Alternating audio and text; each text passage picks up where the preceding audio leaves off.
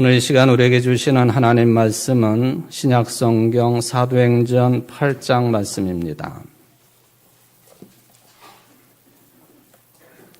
사도행전 8장 14절부터 17절까지 말씀을 봉독해 드리겠습니다. 예루살렘에 있는 사도들이 사마리아도 하나님의 말씀을 받았다 함을 듣고 베드로와 요한을 보내매 그들이 내려가서 그들을 위하여 성령 받기를 기도하니 이는 아직 한 사람에게도 성령 내리신 일이 없고 오직 주 예수의 이름으로 세례만 받을 뿐이더라. 이에 두 사도가 그들에게 안수하매 성령을 받는지라. 아멘. 이는 하나님의 말씀입니다. 오늘 주연절 첫 번째 주일입니다. 주연절에 대한 공부 겸 말씀을 듣게 되겠는데, 여러분들 모두 다가 하나님을 또 주님을 뵙기를 간절히 원하는 줄 믿습니다. 이 예배의 자리가 바로 그 자리고, 예배 시간이 바로 그 시간이고, 또 말씀을 듣고 마음판에 새기는 것이 그 예배의 의미를 더 강화시켜주는 그런 시간이라고 하는 것을 의지하면서 임마누엘의 은총이 충만한 이 시간 되시기를 주의 이름으로 축원을 드립니다. 요즘에 저도 헷갈릴 때가 참 많이 있습니다. 어쩔 수 없이 유튜브라든지 이런 동영상들을 가끔 접하게 되는데, 물론 저는 요새 빠져 있는 동영상이 이전에도 설교 시간에 얘기했지만 피아니스트 이윤찬 그 양반 피아노 소리에 계속 빠져 있기는 합니다. 그래도 이런저런 동영상을 보게 되지 않습니까? 근데 이놈의 동영상이 진짜냐, 아니면은 가짜로 만들어낸 거냐, 가짜지는 않겠지만은 인위적으로 만들어냈느냐, 그 말은 AI 작업으로 만들어낸 동영상이냐, 실제 사람들이 참여해가지고 만들어낸 거냐, 이게 구분하기가 쉽지 않습니다. 근데 요즘에 AI로 만들어 놓은 동영상들이 얼마나 많은지 몰라요. 이게 구분한다는 게 쉽지 않아요. 제가 지금 드리는 이 이야기도 AI로 만들어낸 동영상이에요. 어떤 할머니가 길거리에서 뭘 팔고 계시는데, 이게 더덕하고 버섯 종류를 팔고 계셨어요. 근데 옆에다가 팻말을 하나 써붙였는데, 뭐라고 써붙였느냐 하면은 농약을 많이 뿌린 더덕과 버섯, 그렇게 써놓고 이걸 팔고 있었어요. 지나가던 사람이, 아니 도대체가 이게 농약을 많이 뿌렸다고 하면 누가 이걸 사가겠느냐고, 내가 이 팻말 내용을 고쳐주겠다고 그랬더니 그 할머니가 이렇게 말을 합니다. 충청도 버전으로 만들어져 있어요. 그걸 왜 고쳐요? 그냥 냅둬요. 냅둬도 잘 팔려요.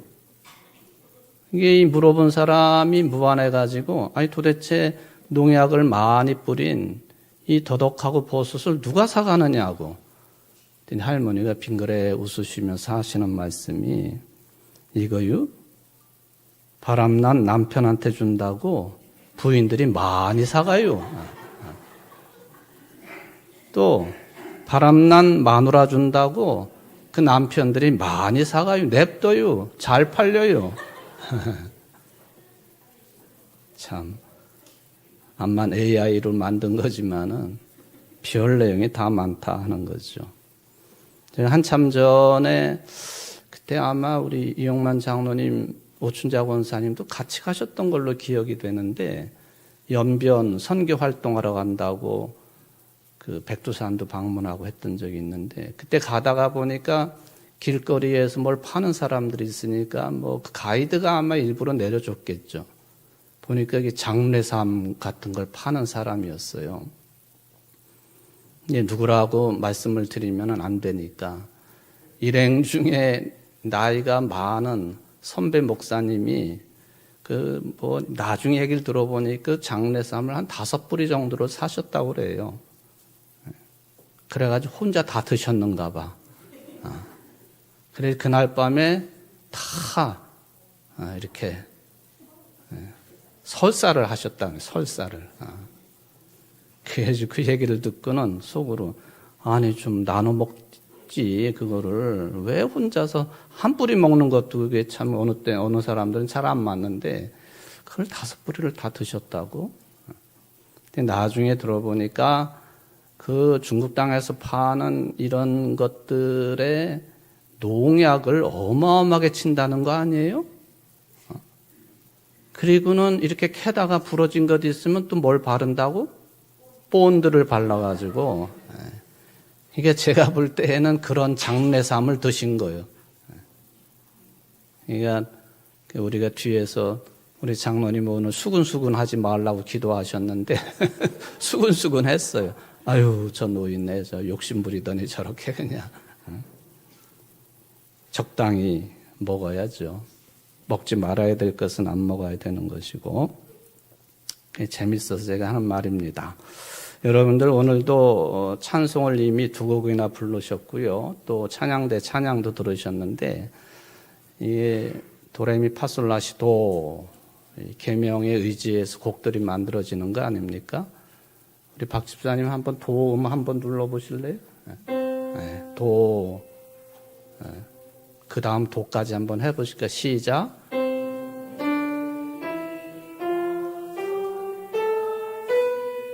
거꾸로.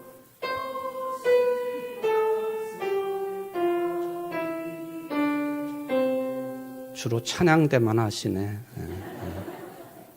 근데 여러분 놀랍게도요. 이거는 이제 기본적으로 전해져 내려오는 그런 이야기들입니다. 보통은 이게 11세기 라틴어 성가에서 유래된 게이름이다 그렇게 알려져 있는데요. 도, 그냥 이 도가 왜 나왔을까? 이 도라고 하는 이 계명은 도미누스, 거기에 DO로 시작을 하거든요. 도미누스, 주님, 하나님, 그 뜻이 담겨 있는 거예요.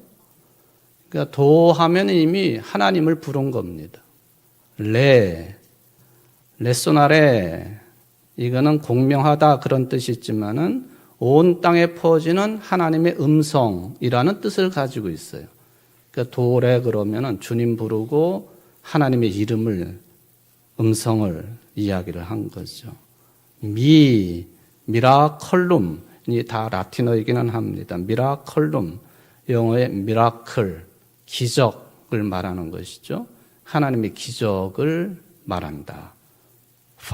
파밀리, 패밀리란 가족, 하나님의 택함받은 형제자매 가족이라고 하는 뜻. 솔베라고 하는 어떤 문제를 푼다 할 때 솔브라고 하는 단어를 사용한다든지 또는 솔루션이라고 하는 단어라든지 다 여기서 솔베라고 하는 라틴어와 관련되어 있는 것이다. 하나님께서 우리 죄의 문제를 풀어주신다. 구원하신다. 하나님의 사랑을 증언하는 내용이죠. 라비. 이 라비라고 하는 말에서 나온 영어 단어가 입술, 립. 여성들 입에 바르는 걸 뭐라고 그러죠? 립스틱, 립. 이게 이 라비.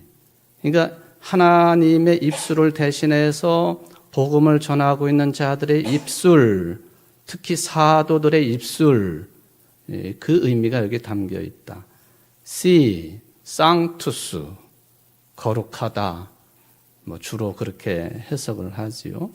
거룩한 주님, 거룩한 성령.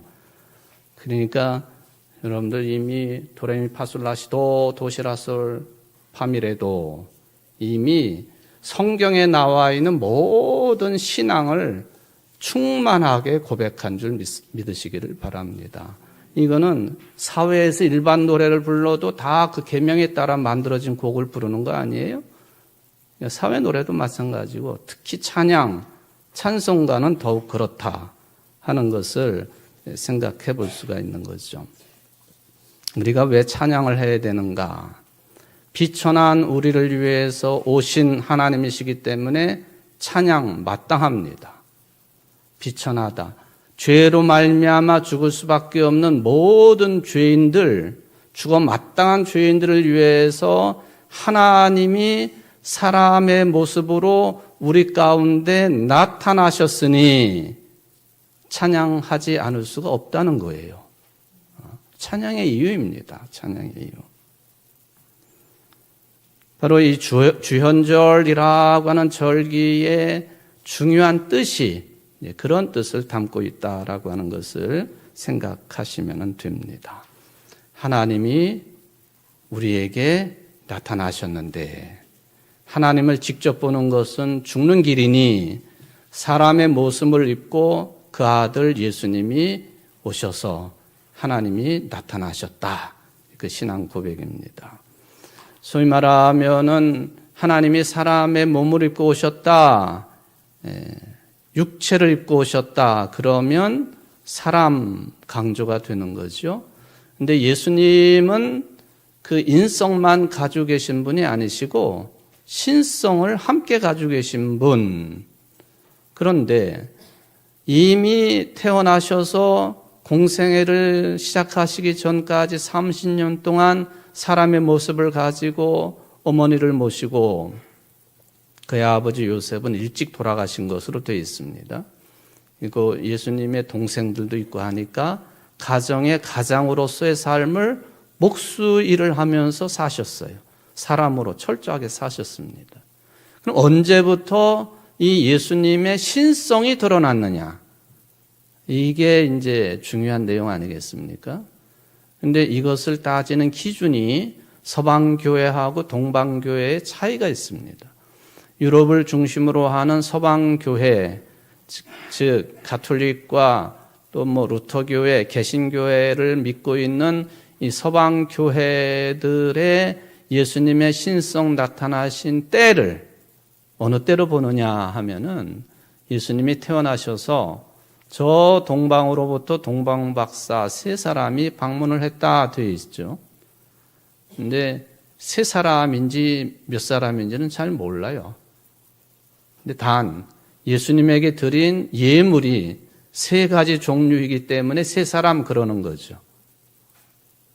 어쩌면 한 사람이 세 개 다 드렸는지도 몰라요. 네 사람이 세 개 드렸는지도 모르고.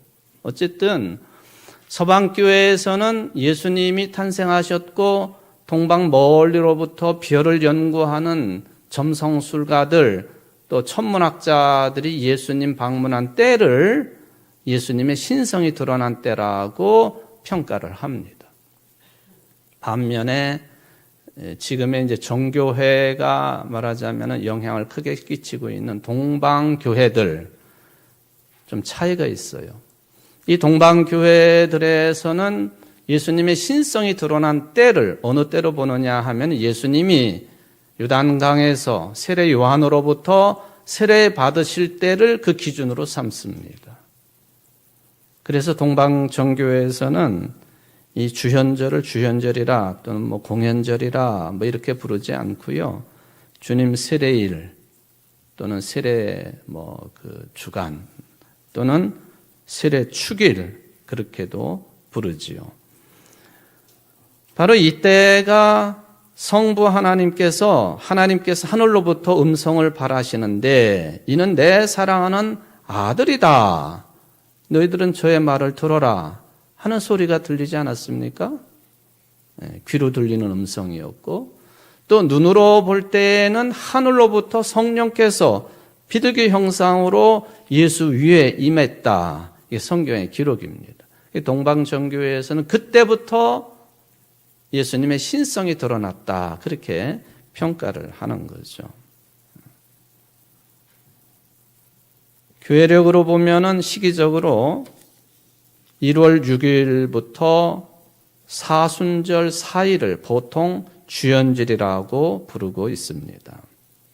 사순절 그러면은 그 순이 10을 의미하는 거니까 10이 4개 붙어 있는 40일을 말하는 거죠. 사순절은 부활절 전 40일을 말하는 것인데 그 중에 주일은 빼놓고 평일날 40일을 합산해서 그 기간을 사순절이라고 부릅니다. 근데 이 사순절은 항상 수요일부터 시작을 합니다. 그래서 매년 사순절이 시작되는 수요일은 우리가 흔히 제의 수요일 또는 성회 수요일 그렇게 부르죠. 이 제의 수요일을 정할 때에는 먼저는 부활주일을 언제로 정할 것이냐, 그게 먼저 잡혀야만이 그 역순으로 40일을 거꾸로 올라가 가지고 그 40일째 되는 날을 제수요일로 삼는 거죠. 여러분, 다시 여러분들의 기억력을 테스트를 해보겠습니다. 서기 325년 니케아 공유회로부터 시작이 돼가지고 니케아 콘스탄티노플 공유회 때까지 수많은 지금의 우리가 지키고 있는 절기라든지 신앙 고백들을 정리를 하는데 그 중에 하나가 부활절을 어느 때 지킬 거냐 하는 게 작년으로 보면 1700년 됐는데 1701년 전 325년 니케아 공유회에서 정합니다. 부활절은 반드시 이때 지켜라 하는 거죠. 그러니까 그 이전까지는 예수님의 부활을 기념하는 부활주의를 정확하게 이때다라고 지킨 흔적이 별로 없다는 거예요. 우후죽순격으로 서로 막 다르게 지키고 하니까 콘스탄틴 대제가 교회 지도자들을 일부러 불러 모아가지고 그걸 통일을 시킵니다. 한번 시작해 볼까요? 부활주의를 어떻게 정하죠? 기준이 뭐죠? 음력으로 춘분. 매년 춘분이 지나고 그 다음에 첫 보름달. 춘분 지나고 첫 보름달이 지나고 첫 주일. 그게 부활주일입니다. 이 부활주일이 정해지면 그에 따라서 제수요일이 정해지고 그때부터 40일 동안이 이제 사순절입니다. 올해로 따지면은 2월 18일이 성회 수요일이에요. 제수요일. 그러니까 이게 1월 6일부터 그 주현절은 시작이 돼가지고 2월 18일부터 사순절이 시작되니까 그 전날까지 2월 17일까지가 정확하게 따지면은 주현절 기간이다. 그렇게 생각하시면 되겠습니다. 교회력의 안내를 받으면 절기마다 읽어야 되는 성경들이 잘 안내가 됩니다. 적절한 내용들이죠. 그래서 주현절에는 예수 그리스도의 공생의 초기에 대한 말씀들이 주로 안내가 됩니다. 그건 당연한 겁니다. 제가 동방 교회들이 예수님의 세례 받으심이 기준이 된다라고 말씀을 드렸는데 저도 제가 개신교회 목사이기는 하지만 성경의 기록으로 면밀히 생각해 보면은 예수님의 세례 받으심이 주현절의 기준이 되는 게 제가 볼 때는 개인적으로 더 적합하다 판단하는 근거가 있습니다. 뭐냐 하면 사복음서가 모두 다가 예수님의 세례에 대해서 기록을 남겨놓았는데 이 예수님의 세례의 시점을 어디로 잡고 있느냐? 공생의 시작점에다 다 세례를 맞추고 있습니다. 이미 마태, 마가, 누가, 요한복음이 그런 기록을 남겨놓았으니까 이것을 거기에 따라서 예수님의 신성이 언제부터 드러났느냐? 물론 처음부터 신성을 가지신 분이시지만은 공개적으로 사람들 앞에 내가 그리스도다라고 드러난 때의 기준은 사복음서를 도움을 받아서 생각해 보면은 공생의 시작점, 세례와 더 깊은 관련을 가지고 있다라고 생각이 되어집니다. 그래서 오늘 말씀의 주제가 바로 세례에 관한 내용이 되겠습니다.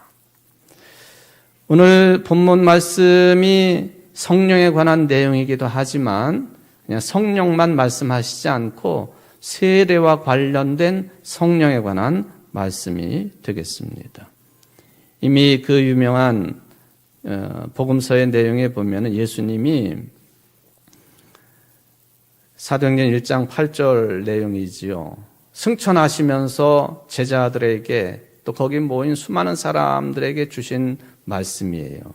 오직 성령이 너에게 임하시면 너희가 권능을 받고 예루살렘과 온 유대와 사마리아 땅끝까지 이르러 내 증인이 되리라 하는 말씀이죠. 그러니까 그때까지만 해도 또 영에 관한 개념들은 있었지만은 주님을 대신해서 오시는 성령에 대한 개념은 명확치 않았습니다. 그러고는 사도행전 2장 그 유명한 오순절 마가의 다락방에서 사람들이 두려움 가운데 기도할 수밖에 없었으니 120명의 예수님을 따르던 사람들이 모여가지고 열심히 기도할 때에 성령이 바람처럼 불처럼 비둘기처럼 저들에게 각자에게 임하셨다. 그게 이제 성령 임재의 어떤 신약 성경으로 보면 최초의 기록이라고 볼 수가 있겠습니다. 예루살렘에 있는 사도들이 듣기를 저 사마리아 땅 사람들도 하나님의 말씀 로고스를 받았다는 소식을 접합니다. 깜짝 놀랐어요. 어떻게 감히 사마리아 땅 사람들이 하나님의 말씀, 특히 복음을 받을 수 있겠느냐. 제가 작년 10월 12일 설교 제목으로 사마리아 것들 괄호 열고 히브리어로 슈므로니라고 제목을 붙인 거 기억이 나실 거예요. 슈므론이라고 하는 이 히브리어는요, 사마리아 사람들을 극렬하게 비하할 때 사용하는 용어입니다. 사마리아 것들, 그런 개념이 여기에 들어있죠. 예수님 당시에 슈므론이 그러면 아주 지독한 욕설입니다. 요한복음 8장 48절에 보면은 사람들이, 유대인들이 예수님을 모욕을 하는데 저 예수라고 하는 사람은 사마리아 사람인데 귀신 들렸다. 그렇게 표현을 합니다. 아니, 슈므론이 사마리아 것만 되어도 이거는 인간 이하의 취급을 받는 것인데 거기에다가 귀신까지 들렸다고. 예수님을 극렬하게 비하한 그런 표현이 요한복음 8장 48절에 남아 있습니다. 우리가 흔히 영어 표기로 보면은 사마리아 사람, 사마리탄 그렇게 표기를 하지요. 이런 그 슈므론이라고 하는 생각을 가지고 있는 유대인들에게 예수님이 비유를 들으실 때에 사마리아 사람 비유를 들으셨는데 우리가 거기다가 그 형용사를 하나 더 선한 사마리아 사람. 사마리아 사람이 선한 일을 했다. 저가 진정한 의미의 하나님의 사람이다. 그런 개념으로 말씀을 주셨으니까 그 말을 들은 유대인들의 충격은 엄청났을 것입니다. 여기 슈므론이 사마리탄, 사마리아 것들, 인종적으로, 종교적으로, 문화적으로 이건 대단한 욕설이 되겠습니다. 이런 말이 있을 정도예요. 사마리아 사람들의 빵은 돼지고기보다도 더 부정하다. 그럴 정도로 싫어하는 사마리아 사람들. 이 유대의 격언입니다. 아니 이렇게 인간 이하의 취급을 당하고 있는 이 사마리아 사람들이 복음을 받았다는 거예요. 오늘 본문에 보면은 이게 세례를 받은 흔적은 있는데 성령은 받지 못했다 하는 것을 확인하고 베드로와 요한이 그들에게 안수를 하니까 저들이 성령도 받았다 그렇게 말씀하시죠. 베드로와 요한도요 실제적으로 보면은 유대인들의 사고방식이 아직 젖어 있었던 사람입니다. 세례를 받기는 했어요. 말하자면은 복음을 받기는 했어요. 복음을 접하기는 했어요. 근데 이것들이 성령까지 받을까? 우리들은 이미 마가의 다락방에서 성령 충만함을 받은 사람들인데 이것들에게 하나님이 성령까지 주실까? 제가 볼 땐 반신반의하며 그냥 어쩔 수 없어서 그 조사하러 갔으니까 그 사람들 머리 위에 손을 얹고 안수한 것으로 느껴지기도 합니다. 성경에 보면은 사도행전 1장 5절 말씀인데 이 세례와 물 세례와 성령 세례가 구분이 됩니다. 요한은 물로 세례를 베풀었으나 너희는 몇 날이 못 되어 성령으로 세례를 받으리라.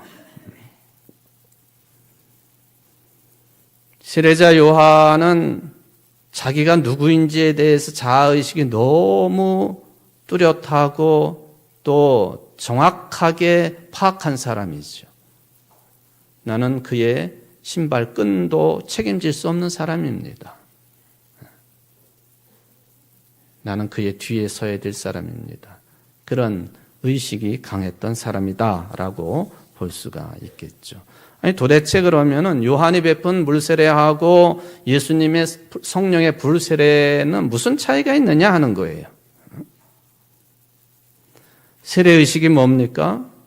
내가 기독교인으로 살겠다고 하는 결단한 사람이 하나님과 교우들 앞에서 공적으로 자기 신앙을 고백하고 결단하는 시간이 세례받는 때 아닙니까? 일정한 교육도 받아야 되고 예배에 참석도 해야 되고 우리식으로 말하면 세례교인의 3대 의무도 책임져야 되고 공적인 예배에 참여해야 되고 또 정기적인 헌금도 드려야 되고 봉사, 전도도 해야 되고 그러면은 이제 교회 직분이 때가 되면 주어지고 더 먼저는 성찬에 참여할 수 있고 그리고 교회의 모든 세례교인 이상의 회의에 참여할 수 있고 그 말은 곧 의결권을 가지고 로마 가톨릭 교회는 우리보다도 영세, 거기도 요즘 세례라고 부르는데 세례자 교육이 훨씬 더 아주 치밀하고 오랫동안 또 강한 내용을 가지고 시키는 흔적을 볼 수가 있습니다. 물론 특별한 경우도 있습니다. 이제 곧 하나님의 부르심을 받아야 될 경우에는 그것도 당회의 허락을 받아야 되는 것이지만은 병상 세례를 베풀기도 합니다. 오늘 대상을 받으실 우리 김홍필 집사님 어머님도 저한테 병상 세례를 받으셨어요. 가끔 병상 세례가 필요할 때가 있습니다. 그런데 이 물세례만 가지고 참된 그리스도인이라고 하기에는 부족하니까 예수 그리스도를 통한 불세례가 언급이 되는 것 아니겠습니까? 외형적인 세례를 받았다고 해가지고 그 진정한 영성을 유지해가며 평생을 살 수 있느냐? 그렇진 못합니다. 사회 속에서도 세례란 말을 사용합니다. 저 사람 누구의 세례를 받았어? 아니 목사 세례가 아니라 예를 들면 어떤 이데올로기라든지 주의 주장이라든지 이런 거에서 헤어나지 못하고 독자적인 삶을 살지 못하는 사람들에게는 그 어떤 내용의 세례를 받았다 그렇게 표현을 하지 않아요?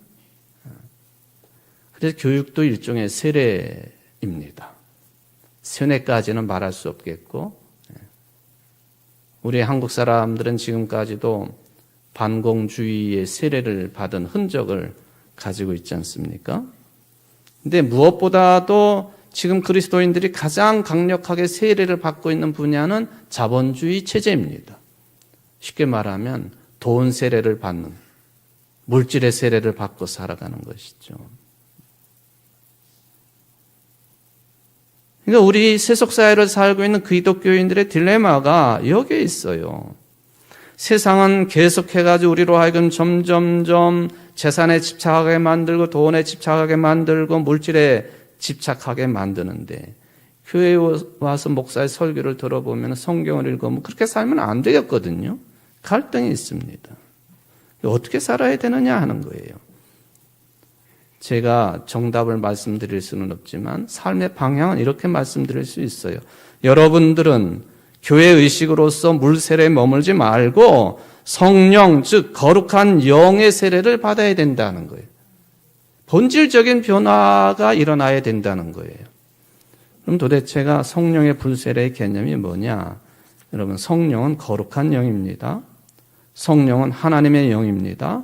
그리고 예수 그리스도의 영입니다. 그 말은 하나님을 체험하는 수준만큼 성령 체험이 가능한 것이고 예수 그리스도를 체험하는 수준만큼 성령 세례도 가능한 거예요. 하나님의 영, 거룩한 영, 예수 그리스도의 영의 구체적인 성격은 뭐냐? 첫 번째, 생명의 영입니다. 다른 사람의 생명을 함부로 대하지 않는 거예요.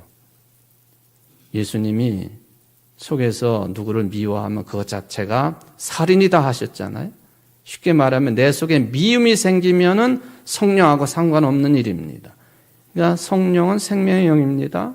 성령은 진리의 영입니다. 성령은 창조의 영입니다. 성령께서는 종말의 영입니다. 무슨 감정적으로 막 고양시키는 그런 상태의 영이 아니에요. 막 그냥 그래서 옛날에는 성령 받으려고 막 기도를 막 훈련을 시키잖아요. 성령의 열매가 또 방언이라고 해가지고 방언 훈련도 막 시켰잖아요. 그렇게 해가지고 성령 받아지면은 그건 뭐 누구나가 다 받게요. 그게 아니거든요. 성령 받았다 하면서도 여전히 차별의식이 강하고 난민들을 거부하고 동남아에서 온 노동자들을 거부하고 성령의 사람이 아닌 거예요. 그래서 성령 받았다라고 하는 현상 그래서 위험해요.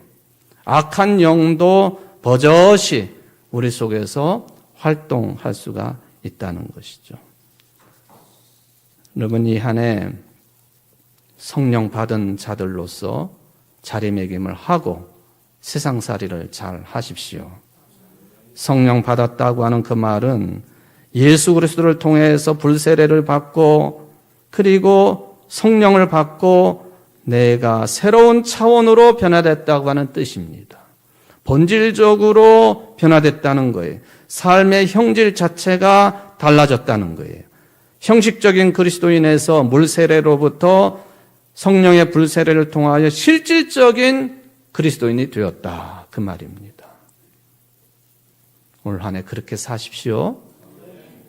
성령 충만함을 간구하십시오. 근데 우리는 늘 부족하잖아요. 이제 언젠가도 말씀드린 것처럼 그래서 기도할 수밖에 없어요.